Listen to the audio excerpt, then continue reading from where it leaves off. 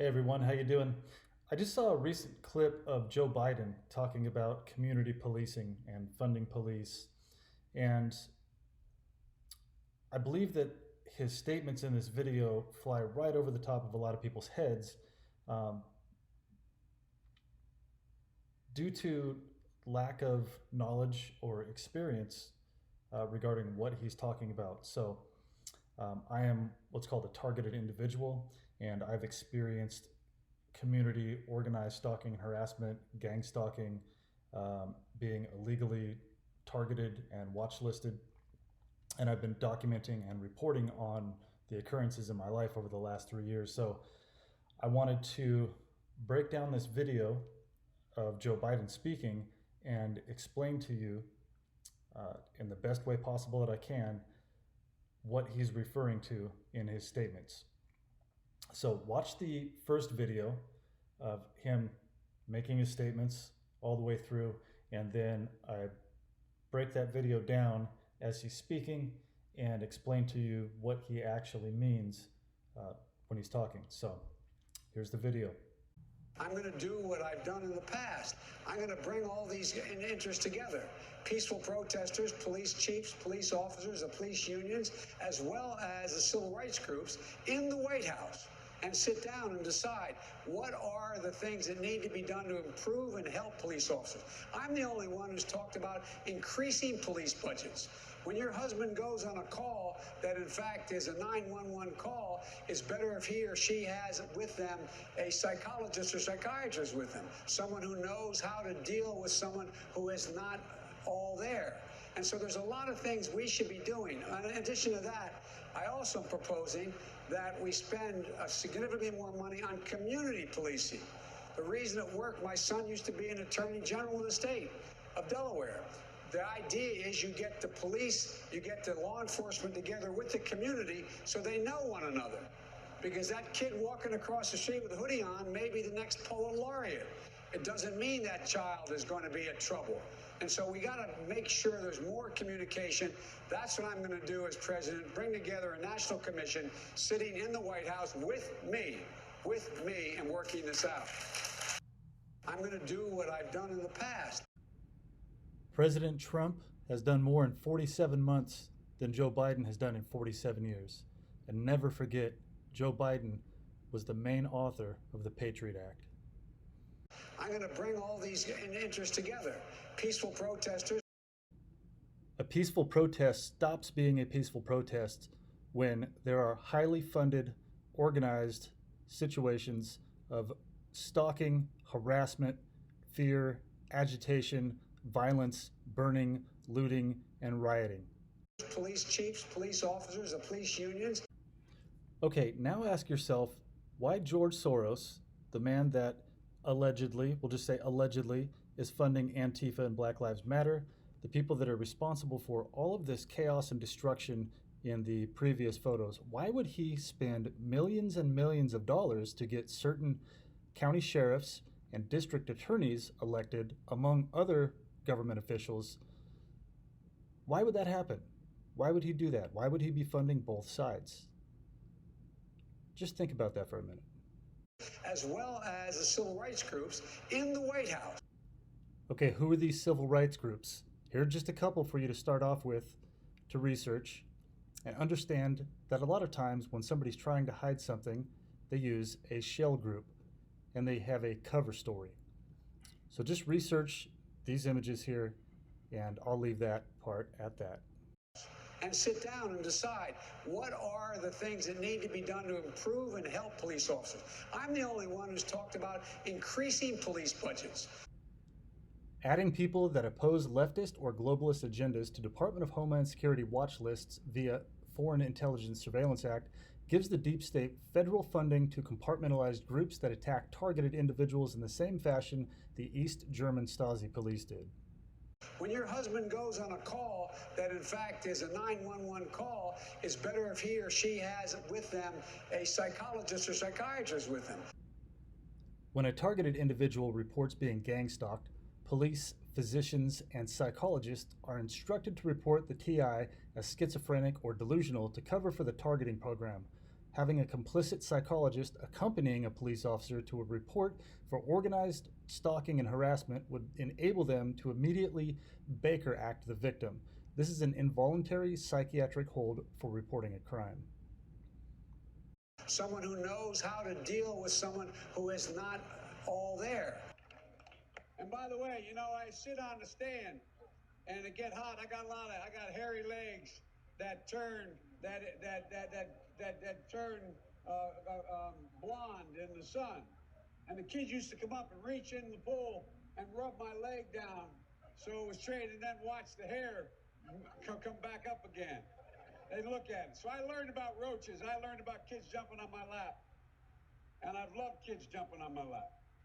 And so there's a lot of things we should be doing. In addition to that, I also am proposing that we spend significantly more money on community policing. Community policing is just a friendly term for gang stalking, organized stalking and harassment of a targeted individual that has been illegally watch listed by Department of Homeland Security via the FISA court. DHS uses personal information illegally obtained by mass data gathering and disseminated to one of the 78 Department of Homeland Security fusion centers here in the United States. Department of Homeland Security fusion centers send the targeted individual's personal information to compartmentalized groups to stalk and harass the target 24 hours a day, 7 days a week. The intent is to drive the individual to the point of reacting violently. When the targeted individual finally breaks and acts out, the event is immediately used by the media for social engineering. Other desired objectives of these programs are to drive the target to suicide, to be arrested and put in prison, committed to a mental facility, or to be forcefully given psychotropic or SSRI medication. This creates a situation where the target is defamed and is easier to control. The reason it worked, my son used to be an attorney general of the state of Delaware. This is Beau Biden, Joe Biden's son, that passed away in 2015. He was the 44th Attorney General of Delaware. Okay, this is the community policing that he was referring to earlier. Check these groups out here, FBI InfraGard. You can go to infraguard.org. Just look that up, see who they partner with, who they have contracts with. There are 400 of the Fortune 500 corporations that have InfraGard contracts. And there are many, many more other compartmentalized groups that take part in this, but that's going to take a little bit of research on your part. The idea is you get the police, you get the law enforcement together with the community so they know one another. Okay, I'm going to explain to you basically what he's talking about here. The DHS scam and human trafficking of innocent citizens. When the Iron Curtain, communism, fell in 1989, Congress began slashing intelligence and military budgets that meant falling profits for the military-industrial complex and the loss of intelligence, bigwigs, immeasurable power, and prestige, their private kingdoms.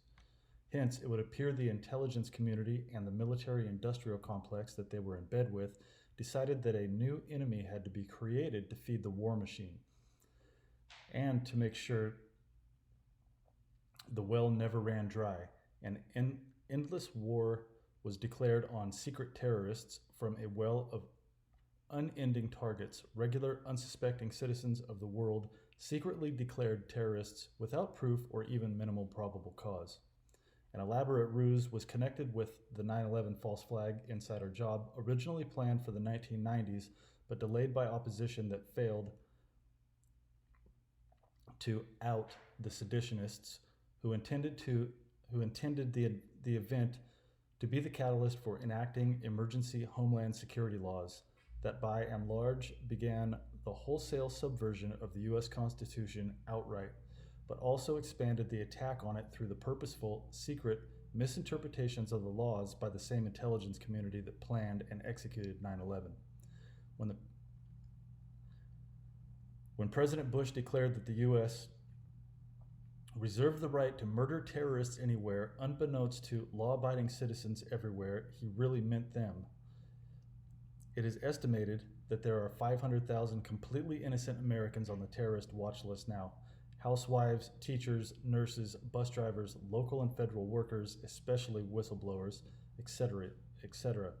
Wholly unsuspecting innocents secretly declared terrorists in order to secretly strip them of their constitutional civil and human rights. Since terrorists can be killed, the military industrial complex has set up an elaborate matrix of selling kill contracts on these now legally, in quotes, not because it's not legal, non-citizen humans. They are now subject to being targeted by vicious slander campaigns to isolate and tarnish their reputations, even to local police who are ordered to withhold equal protection under the law to outright harass them. Organized stalking harassment. Fusion Center led Neighborhood Watch, aka Neighborhood Nazis, militarized mercenaries slander, stalk, and harass these enemies of the state 24 hours a day, 7 days a week, on shifts and for under the table remuneration. Tax dollars used to slaughter. Targets and neighbors are hit with gases, poison, directed energy weapons, both ionizing and non-ionizing, sonic weapons, as used in Cuba in the summer and fall of 2017, and are secretly implanted with sophisticated chips, medical chips, that can be activated remotely to induce cancer, intolerable burning sensations, cell damage, reproduce or induce symptoms of very serious diseases, or the disease syndrome damage itself, even to lethality. Often the target is on an untouchables list where medical professionals are ordered by DHS and their psychopaths to not provide proper treatment to them or to provide false diagnosis of wellness to cover up the crime of consistent physical assault and its damage. Medically inexplicable unless the person is telling the truth, and also to further the false narrative that viciously targeted innocent person is a hypochondriac or paranoid schizophrenic person with delusions to create yet another impediment to proper legal and constitutional help. This false mental health attack also can be used to falsely imprison a person in a mental health facility, which are being bought up by the side of DHS, registered as a for-profit entity, in order to milk the person's health insurance for thousands upon thousands of dollars, while having access to the victim for yet more unwanted and unneeded Dr. Mengele infamous Nazi torture and murder style medical experiments.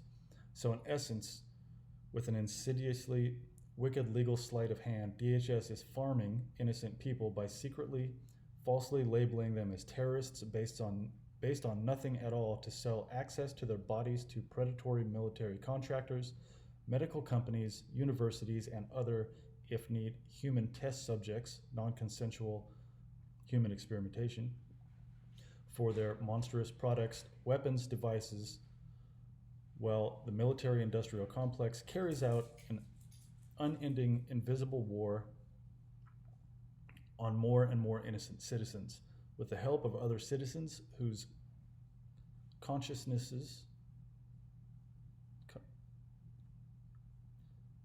humanity, and patriotism can be bought for little to nothing in comparison to human lives, like to add insult to injury and to further line the pockets of all involved, from the crooked feds to the lowest gang stalking scum. The victim's personal information is used to max out life insurance policies on the term to benefit their murderers, trust funds to benefit the murderers, and joint properties which upon their deaths are paid off to their partners, all unbeknownst to the victim or the victim's family.